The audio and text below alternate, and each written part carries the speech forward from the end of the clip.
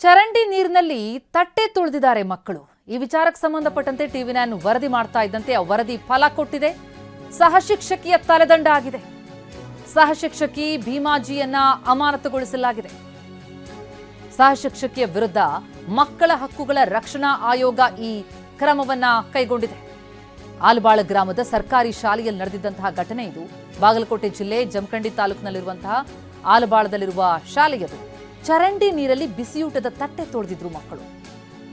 ತಪ್ಪೆಸಗಿದ್ದಲ್ಲಿ ಶಿಕ್ಷಕರ ವಿರುದ್ಧ ಕ್ರಮಕ್ಕೆ ಸೂಚನೆಯನ್ನ ಕೊಟ್ಟಿದ್ರು ಮಕ್ಕಳ ಹಕ್ಕುಗಳ ರಕ್ಷಣಾ ಆಯೋಗದ ಅಧ್ಯಕ್ಷ ಕೋಸಂಬೆ. ಆಯೋಗದ ಅಧ್ಯಕ್ಷರ ಸೂಚನೆಯ ಮೇರೆಗೆ ಈಗ ಸಹ ಶಿಕ್ಷಕಿಯನ್ನ ಸಸ್ಪೆಂಡ್ ಮಾಡಲಾಗಿದೆ. ನೋಟಿಸ್ ಕೊಡಲಾಗಿತ್ತು ಶಿಕ್ಷಕಿಗೆ, ಆದರೆ ನೋಟಿಸ್ಗೆ ಸಹ ಶಿಕ್ಷಕಿ ಸಮರ್ಪಕವಾಗಿ ಉತ್ತರ ಕೊಡಲಿಲ್ಲ. ಹೀಗಾಗಿ ಅವರ ವಿರುದ್ಧ ಕ್ರಮ ಆಗಿದೆ. ಫೋಟೋದಲ್ಲಿ ಗಮನಿಸ್ತಾ ಇದ್ದೀವಿ, ಚರಂಡಿ ನೀರಿನಲ್ಲಿ ಊಟದ ತಟ್ಟೆ ತೊಳಿತಾ ಇದ್ದಾರೆ ಮಕ್ಕಳು. ಅಂದ್ರೆ ಸ್ವಚ್ಛವಾದಂಥ ನೀರನ್ನ ಅಲ್ಲಿ ಒದಗಿಸಲಾಗ್ತಾ ಇಲ್ವಾ? ಮಕ್ಕಳಿಗೆ ಅದರ ಬಗ್ಗೆ ಅರಿವನ್ನು ಮೂಡಿಸ್ಲಿಲ್ವಾ?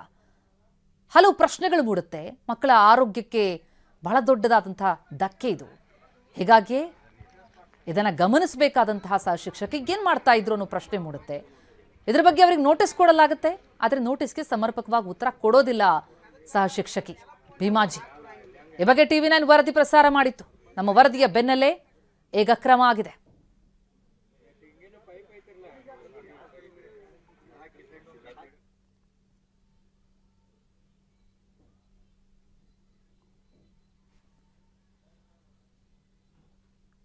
ಟಿವಿ9 ವರದಿ ಫಲ ಕೊಟ್ಟಿದೆ. ಇನ್ನು ಮಗನಿಂದಲೇ ತಂದೆ ತಾಯಿ ಸಹೋದರಿಯ ಹತ್ಯೆ. ಕೊಟ್ಟೂರು ಪಟ್ಟಣದಲ್ಲಿ 3 ಭೀಕರ ಕೊಲೆಯಾಗಿದೆ. ಕೊಲೆಗೈದು ಬೆಂಗಳೂರಿಗೆ ಮಗ ಪರಾರಿಯಾಗಿರುವಂತಹ ಶಂಕೆ. ತಂದೆ ತಾಯಿ ಮತ್ತು ಸಹೋದರಿಯನ್ನ ಹತ್ಯೆ ಮಾಡಿದಾನೆ ಆತ. 3 ಭೀಕರ ಕೊಲೆಯಾಗಿದೆ ಕೊಟ್ಟೂರು ಪಟ್ಟಣದಲ್ಲಿ. ಕೊಲೆ ಮಾಡಿ ಬೆಂಗಳೂರಿಗೆ ಮಗ ಪರಾರಿಯಾಗಿರುವಂತಹ ಶಂಕೆ. ಮಗನಿಂದಲೇ ತಂದೆ ತಾಯಿಯ ಹತ್ಯೆಯಾಗಿದೆ. ಜೊತೆಗೆ ಆತ ಸಹೋದರಿಯ ಹತ್ಯೆ ಕೂಡ ಮಾಡಿದ್ದಾನೆ. ಒಟ್ಟು 3 ಭೀಕರ ಕೊಲೆಯಾಗಿರೋದು.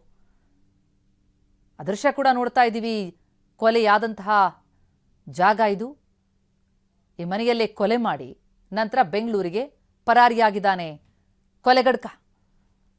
ತಂದೆ ತಾಯಿಯನ್ನ ಹತ್ಯೆ ಮಾಡಿದ್ದಾನೆ, ಸಹೋದರಿಯ ಹತ್ಯೆ ಮಾಡಿದ್ದಾನೆ. ಯಾವ ಕಾರಣಕ್ಕಾಗಿ ಇಂತಹದೊಂದು ದುಷ್ಕೃತ್ಯವನ್ನ ಎಸಗದ ಈ ಪಾಪಿ ಯಾರು? ಮಾಹಿತಿ ಹೊರಬರ್ತಾ ಇದೆ. ಕೊಟ್ಟೂರು ಪಟ್ಟಣದಲ್ಲಿ ಆಗಿರುವಂತಹ ಭೀಕರ ಕೊಲೆ ಇದು.